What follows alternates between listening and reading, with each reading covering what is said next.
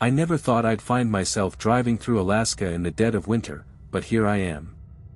The road stretched out before me, a never-ending ribbon of snow and ice.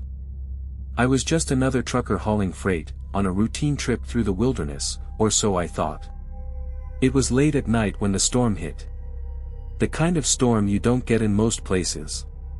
The wind picked up, howling like some primal beast, and the temperature dropped so fast I could feel the chill creeping through my gloves.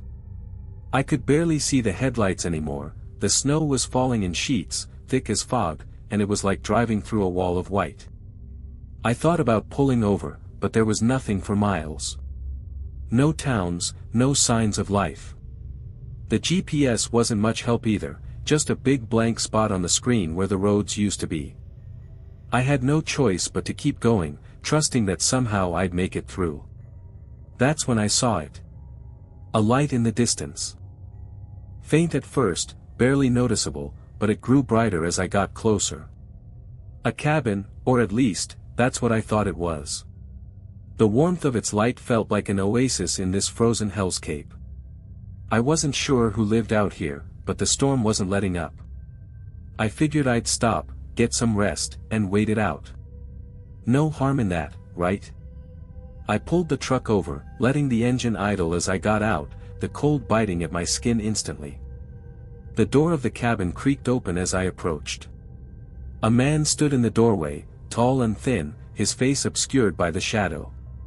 He seemed to appear out of nowhere, his movements unnervingly smooth, like he knew exactly where I'd be.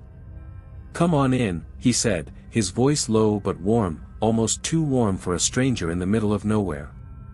Against my better judgment, I stepped inside. The fire crackling in the hearth made the place feel oddly inviting. The air smelled of pine and something else, something metallic, but I couldn't place it. I took a seat by the fire, trying to ignore the unease building up in my chest. The man didn't say much at first. He just sat across from me, watching me with eyes that seemed to pierce right through me. "You're not from around here, are you?" he finally asked. "No," I said, my voice betraying the tension I felt. "I'm just passing through." "Well, you're lucky you found this place," he said, leaning forward slightly. "Most people don't make it through these storms." There was something about the way he said it, too casual, like he'd said it before. I couldn't shake the feeling that something was off, but the storm outside raged harder, and the warmth of the fire made it easy to forget. But then, as I sat there, I heard it. A distant thump, like something heavy hitting the floor above us.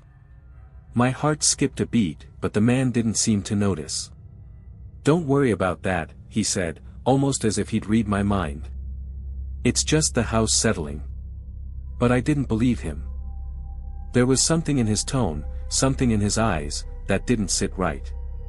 And that thumping sound, it wasn't the house settling. It was something else. Something alive. My mind raced, my pulse quickened. I tried to calm myself, but the feeling of dread grew stronger, choking me in that dimly lit room. I wanted to leave, but the storm outside was so fierce now that I couldn't see a thing beyond the window. I was trapped. And that's when I noticed it. The strange shape in the corner of the room, partially obscured by the shadows. A large, bulky form, but it wasn't a chair or a piece of furniture. It moved. Just slightly, but enough for me to see. My breath caught in my throat. The man smiled, but it wasn't a friendly smile. It was a knowing smile, as if he'd been waiting for me to notice. "Don't worry," he said, his voice chillingly calm. "You'll get used to it." I should have left. I should have run. But something told me it was already too late. I should have left when I had the chance. But the storm outside had become a roaring monster, a relentless beast that gnawed at the windows. The snow piled up in thick drifts, and the wind screamed like it was alive, trying to claw its way inside. I knew I was trapped, but something in me, a mixture of curiosity and fear, kept me seated, watching the man across from me. The shape in the corner of the room hadn't moved again, but the longer I stared at it, the more it seemed to pulse with an unnatural energy. It wasn't just a silhouette, but something more, something that defied logic. I tried to focus on the man's face, on anything else that might distract me from that thing in the corner, but his smile only deepened, almost knowing, like he could sense my growing unease. "You're a long way from home," the man said, breaking the silence. His voice was smooth, almost hypnotic, but something in it made my spine tingle with dread. "What's a trucker doing out here in this kind of storm?"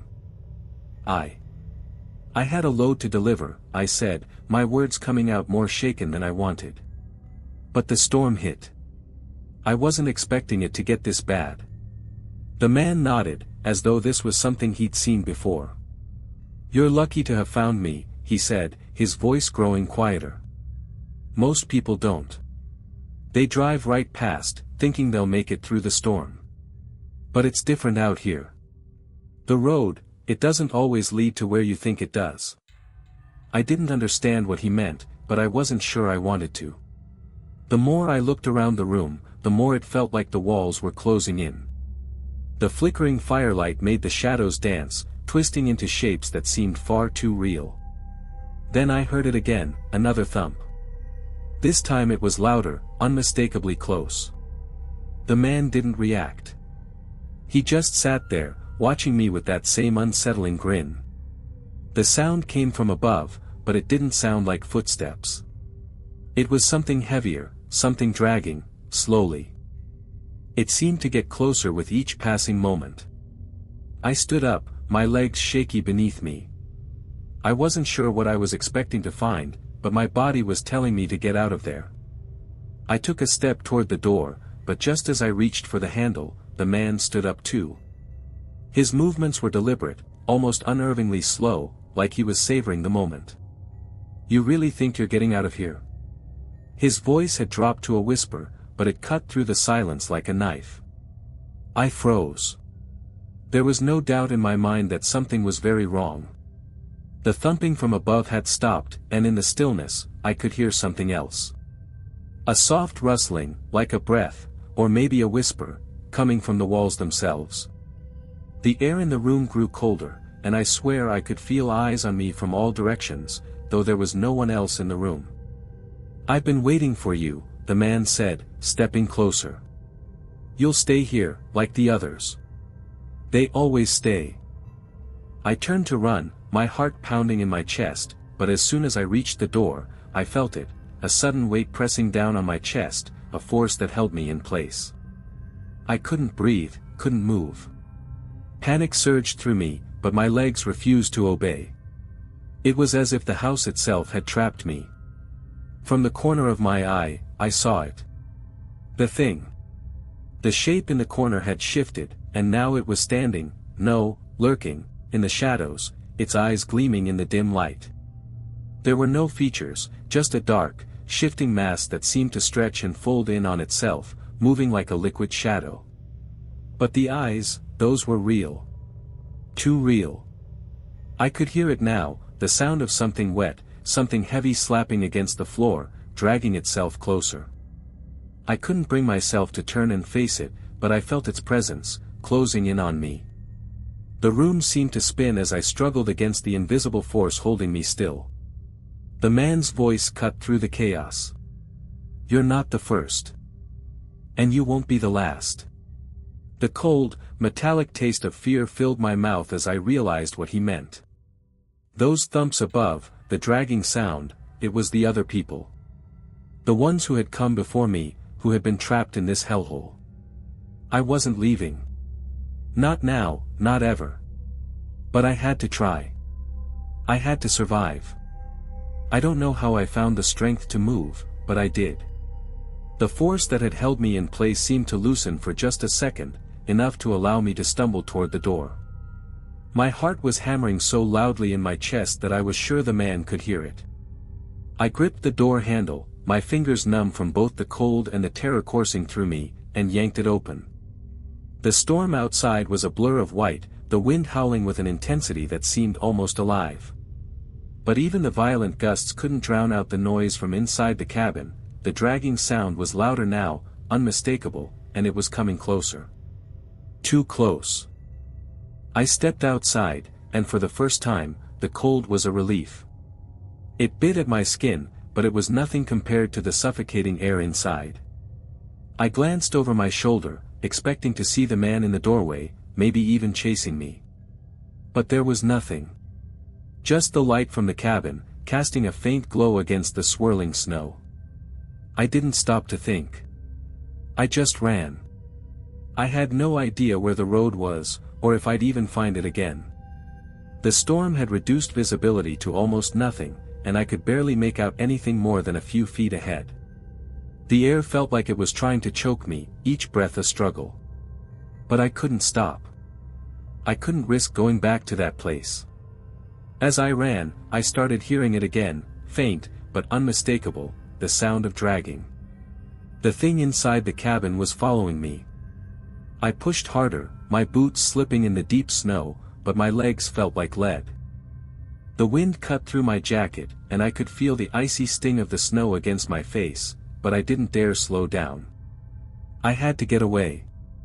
But that sound, it was getting louder, closer. I could hear the scrape of something heavy, wet, like a broken animal dragging itself through the snow. And then, for just a moment, I thought I heard a voice. A whisper, barely audible, carried on the wind. "Don't look back." It wasn't the man's voice. It was softer, older, almost like a woman's, but the words sent a shiver down my spine. I didn't look back. I couldn't. I ran for what felt like hours, though I knew it couldn't have been more than a few minutes. The cold was starting to numb my limbs, my breath coming in desperate gasps. I didn't know how much further I could go, but I couldn't stop. The thought of going back to that cabin, of facing whatever was behind me, was too much. And then, just as I was about to collapse, I saw it. A faint light, so faint I thought I might be hallucinating, but it was there, flickering in the distance. A house. A real house, not the eerie, isolated cabin. I stumbled toward it, every step feeling like an eternity, until I reached the door. I didn't knock. I didn't wait. I just threw it open and stumbled inside. The warmth hit me like a wave. I gasped, my breath clouding in the air, but I didn't care. I was inside. I was safe. Or so I thought. The house was quiet. Too quiet. The kind of stillness that made my skin crawl. I looked around, trying to make sense of where I was, but everything seemed off. The furniture was old, but neatly arranged. It looked lived in, but there was no sign of anyone. That's when I heard the voice again. "You're safe now, but they'll come for you." I turned around so fast I almost tripped. But there was no one there. The house was empty, or so it seemed. But the voice, soft and low, echoed in my mind. It wasn't a warning, it was a promise. I didn't have time to think about it. I bolted for the door, but when I reached it, I stopped dead in my tracks. The outside was dark. No storm. No snow. Just an endless stretch of barren land, as if I had never left the cabin. My heart sank as the realization hit me. I hadn't escaped.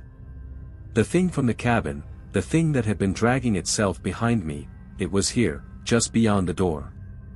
I backed away slowly, my breath catching in my throat. The door slammed shut on its own, locking me inside. And that's when I saw it.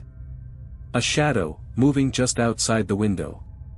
A figure, tall and unnervingly thin, standing perfectly still. The man from the cabin. But he wasn't alone. There were others with him. I could see their eyes, glowing faintly in the darkness, and for a moment, I thought they were watching me, waiting for me to make a move. But I didn't move. I couldn't. I was trapped. My mind raced, trying to make sense of what was happening, but nothing added up. The house I'd found myself in, the empty feeling that clung to every corner, it all felt wrong. It was as if I was caught between two realities, two places, and neither one offered any safety. The shadow outside the window shifted, and my pulse quickened. I could feel its presence. The eyes, glowing faintly, followed my every movement. I backed away from the window, but every inch I moved seemed to draw the shadows closer, like they were closing in on me from all sides. I couldn't breathe. The walls of the house felt like they were pressing in, and the silence was deafening. There was no sound, no wind, no storm. Just the eerie stillness, the sense that something was waiting for me, something that had been waiting for a long time. I turned around, looking for an escape, but there was nothing. No other door, no windows that led anywhere but into the dark wilderness outside. The only thing in this place was the creeping sense of dread that weighed on my chest. "They'll come for you." The voice echoed in my mind again, and I froze. It was the same voice from before, soft but insistent, like a whisper in the back of my skull. But this time, I wasn't sure where it was coming from. It wasn't just in my head anymore, it was in the room with me, swirling around like smoke. I backed up toward the far wall, trying to steady my breathing, but it was useless. My heart was pounding in my chest, too loud, too fast. The cold sweat on my skin chilled me to the bone, and every part of me screamed that I needed to get out, now. But there was no way out. That's when I saw it. The door that I had just closed, the one I thought had locked behind me, was slowly opening. Not by itself, but by some unseen force. The door creaked as it swung inward, and I could hear the faint shuffle of footsteps outside. I didn't have to see the man to know he was there. I could feel him, feel them, just beyond the door. Their presence hung in the air like a dark cloud, suffocating everything it touched. The others. The ones that had come before me. The ones who had never left. The footsteps stopped. For a long moment, there was only silence. No wind, no storm, no sounds of life. Just an oppressive stillness that felt like it was crushing me from all sides. I knew they were waiting. Waiting for me to do something, anything, that would give them a reason to step inside. But I didn't move. I couldn't. And then, just as quickly as it had opened, the door slammed shut again. The sound echoed through the house, shaking the walls, rattling my bones. The silence that followed was even worse, the weight of it pressing in on me like the walls themselves were closing in. I heard the voice again, but this time, it was closer. It was right behind me. "You can't escape. None of you ever do." I spun around, but there was no one there. Nothing but the cold, empty space of the house. The shadows seemed to stretch, growing longer, darker, wrapping around me like a noose. And then I saw it. A figure, standing in the corner of the room, half hidden by the shadows. It was tall, impossibly thin, with limbs that seemed to bend and twist unnaturally. Its eyes were glowing faintly, just like the ones I'd seen outside. And in that moment, I knew. It wasn't just one man. It was something more. Something ancient. A presence that had been there long before I had arrived, and would remain long after I was gone. The thing in the corner moved, its limbs jerking in sickening ways. I could hear it dragging itself toward me, the wet scrape of its body against the floor sending a chill through my bones. The air grew colder, the shadows darker, and I knew in my gut that there was no way out. No escape from this nightmare. The figure came closer, and I felt my breath catch in my throat. It didn't have a face, not really. Just an empty void where eyes should be, a darkness that seemed to swallow everything it touched. But I could feel it watching me, studying me. And then, it spoke. "You're just like the others. Just another soul to add to the collection." I backed away, my heart racing, but there was nowhere to go. I had no strength left to fight. The thing reached out, its long fingers stretching toward me like claws, and I knew this was it. I was going to become a part of this place. Another trapped soul, just like the ones before me. And then, just as its fingers brushed against my skin, everything went black. I don't know how much time passed before I woke up. When I opened my eyes, everything was pitch dark, absolute blackness. For a moment, I thought I was dead, caught in some twisted nightmare that had no end. But then I heard something. A faint sound, like breathing. Ragged and shallow, but real. I shot upright, my heart slamming against my chest. The cold hit me like a wave, but it wasn't the same cold as the outside storm. It was deeper, an unnatural chill that seemed to seep into my bones and freeze them from the inside out. I reached out, my hands shaking as I tried to orient myself. The walls felt too close. I was cramped, confined, as if the room I was in had somehow shrunk around me. I ran my fingers across the surface, trying to find something, anything, that would tell me where I was. My fingertips brushed something rough and metallic, and I gasped. It was a door. I scrambled to my feet, panic surging through me. I fumbled for the handle, my breath coming faster now, as I threw the door open. But when I stepped outside, I didn't find the storm. I didn't find the house. I was back in the cabin. The same damn cabin. The one I had thought I'd escaped from. The same one I had stumbled into that first night, thinking I had found a safe haven. But now it was different. The air was thick with the smell of decay, of rot. The fire in the hearth was dead, leaving only cold ashes behind. The walls were stained, streaked with something I couldn't identify. And there, standing in the corner, was the same figure. The one with glowing eyes. But it wasn't just standing there now. It was watching me, its head tilted to one side, as if it was, waiting. For what, I wasn't sure. But I knew one thing, this wasn't just some figment of my imagination. It was real. And it had been here longer than I had. I backed away, trying to make sense of what was happening, but the more I looked around, the more everything blurred together. The door I had opened before, the one I thought had led me to safety, it was gone now, replaced by the same wall I had seen earlier. The windows were covered in frost, and I couldn't see outside anymore. Then, I heard it again. The dragging sound. It came from behind me, the unmistakable scrape of something heavy being dragged across the floor. I whipped around, my breath catching in my throat, but there was nothing there. Nothing but the shadows. But I knew it wasn't nothing. I could feel them, watching me, always watching, from the edges of my vision, from the corners of the room. I tried to step forward, but my legs wouldn't cooperate.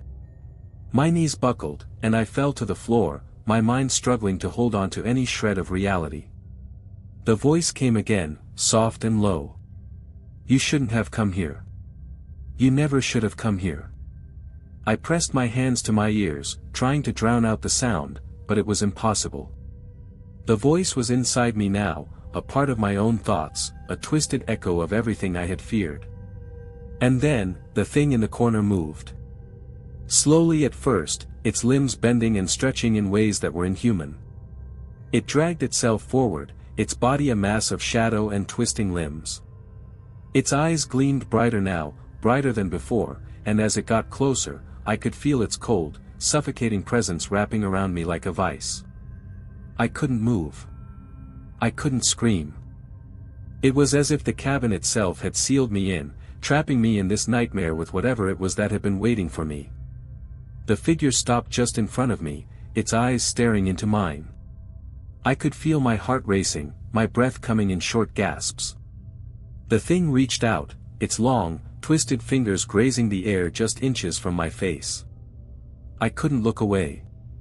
I couldn't do anything except sit there, paralyzed by the terror that seemed to seep into my soul. You're one of us now. The words weren't spoken aloud. They were felt. They vibrated in my mind, thrumming through every part of me. The truth that had been building all along. That I wasn't just a visitor here. I had become a part of this place, a part of the darkness that haunted it. I was never leaving. The shadow reached forward, and everything went dark. I woke again, but this time, I wasn't in the cabin. I wasn't anywhere familiar. The air was still cold, but it felt different, heavier.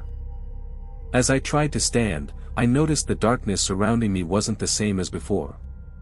It was a deep, empty void. There were no walls. No floor. Just an endless, oppressive blackness. And then I heard them. The whispers. The voices of the others. The ones who had come before me. You'll never leave. We're all trapped here. Join us. We're waiting for you.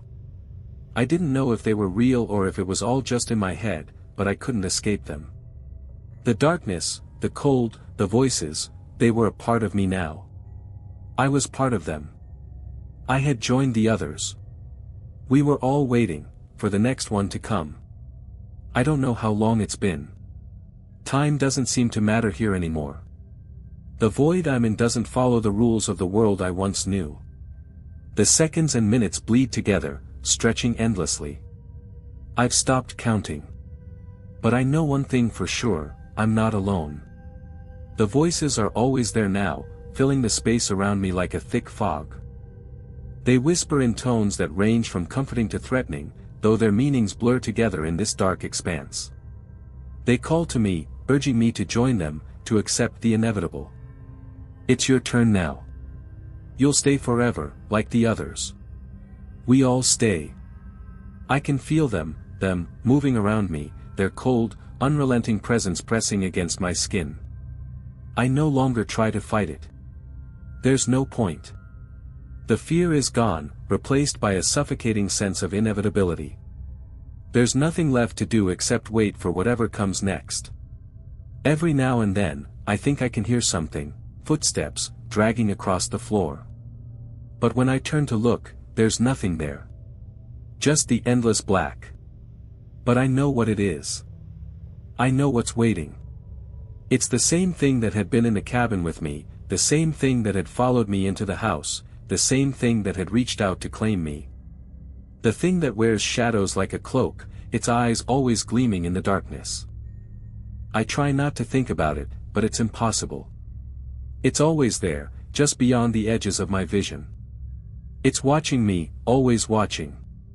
I'm not sure how much longer I can endure this. The whispers never stop. I'm surrounded by them, suffocated by them.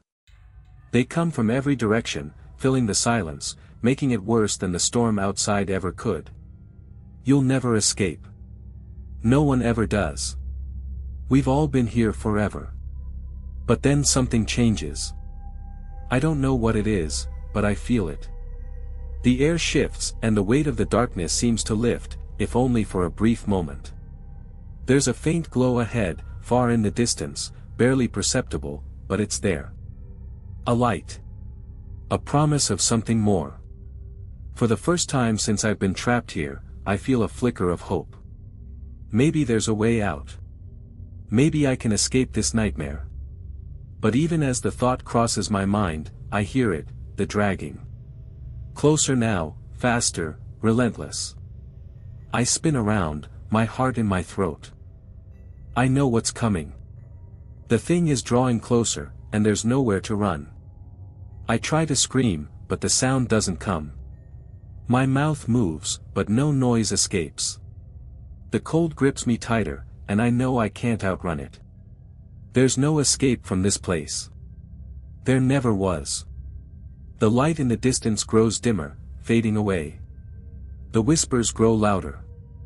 The darkness closes in on me. You're one of us now. I feel the presence behind me, its long, twisted fingers brushing against my back. I turn, but it's too late. The thing is here, its eyes glowing with an unnatural light, its limbs moving in sickening ways as it steps toward me. Its face is a void, a gaping black hole where features should be, and I can feel it, its hunger. The thing reaches out, its hand stretching toward me, and I know there's nothing I can do. There's no escaping it. I am part of it now. And as its fingers close around my wrist, I realize something else. This isn't just a place. It's a trap. A place where souls are pulled in, one by one, never to leave. And now I am one of them. I feel myself fading, slipping away into the darkness, into the cold. The whispers are all around me now, consuming me, welcoming me. And then, everything goes black. But it's not over. I wake up again, though I don't know how. This time, I'm not in the void. I'm in the cabin. The same one. The walls are stained with rot, the air thick with decay. I feel the chill again, but this time, I don't react. I don't try to escape. Because I know what's coming. I know I'll never leave. The door creaks open, and I hear the familiar dragging sound. I feel a cold breath on my neck. It's your turn now. I step forward, and I know I'm not just walking into the cabin. I'm walking into the endless cycle. I am one of them. And as I cross the threshold, I hear the voices of the others, thousands of them, all around me, welcoming me to the darkness. And I realize, with a horrifying certainty, that I'll never be the last. It's been a long time since I've had any clear thoughts. Time has no meaning here anymore. The darkness that surrounds me doesn't change, it's the same as it was when I first arrived. I thought I could escape, but now I know better. This place isn't a cabin. It's a prison. It's a never-ending loop, a cold, suffocating trap where the lines between reality and nightmare have blurred until nothing matters anymore. I still remember the storm. The snow, the wind, the man with the knowing smile. But it feels like it happened in another life, a life that isn't mine anymore. The voices, the dragging sounds, the cold that sinks deeper than skin, these things have become a part of me now. And the thing. The one with the eyes. It's always here, always watching. It has no face, but I know it. I know its presence. I know the way its eyes burn through the shadows, the way it moves without sound, a dark shape that twists and folds in on itself. It's what brought me here, and it's what will keep me here, forever. At least, that's what I used to think. But now, something is different. I can feel it. There's a pull, a pressure in the air, like something is about to shift. I hear it in the whispers, the voices that circle around me, urging me to join them, telling me that I'm one of them now. But there's a tension in their words. A crack in their once constant rhythm. You'll stay forever. We all stay, there's no way out, not for any of us, but what if? I hear the doubt. I feel the uncertainty ripple through the voices. And for the first time, I realize something. Maybe I don't have to stay. Maybe I can break the cycle. It's a terrifying thought, but one that pulls me forward. I don't know what it means, but I can feel the presence of something else, a force that wasn't here before. A crack in the foundation of this place, and with it, a sliver of hope. I stand, though I don't know how I manage it. The darkness around me seems to shift, the walls stretching and warping like they are made of paper, as if the very fabric of this place is coming undone. I can feel the cold of the void creeping back, trying to drag me down, but I push against it. You can't leave. The voice is clearer now, not a whisper, but a command. The thing steps closer, its limbs cracking as it moves, like bone grinding against stone. I don't look back. I can't. I know it's there, but I focus on the crack, the tear in the reality that's held me here. I take a step forward, then another. My breath is shallow, my chest tight, but I keep moving. I don't know how long I walk, or how far I've come, but I can feel it. The crack is widening, the darkness shuddering in protest. The voices are louder now, a cacophony of despair and rage. The thing is chasing me, its cold presence just behind me, its eyes burning into the back of my head. You can't escape. You will never leave. We all stay. But I keep going. I don't stop. Not now. The crack in the darkness widens, the air around me trembling. I can feel it, the weight of it all, the sheer force that holds this place together. But I don't slow down. I don't look back. I know that if I stop, even for a moment, I'll be swallowed whole. And then, there it is. A sliver of light, a tiny beam cutting through the darkness, brighter than anything I've ever seen. It's blinding, but it's also a lifeline. It's the answer I've been searching for. I push toward it, my feet slipping on the uneven ground, my body shaking from exhaustion, from fear. The thing is closer now, its breath hot on my neck, its claws reaching for me, but I don't stop. I can almost hear its growl, the rumbling sound of something ancient and hungry. I take one final step. And then, light. Pure, white light. I woke up in the snow. I don't know where I am. I don't know how I got here. But I'm outside. The air is cold, but it's fresh. The storm has passed. The sky is a pale, ghostly blue, and I can see the shape of distant mountains on the horizon. The ground is covered in snow, but the silence is different. It's peaceful. The kind of silence you get after a storm has cleared. I'm still alive.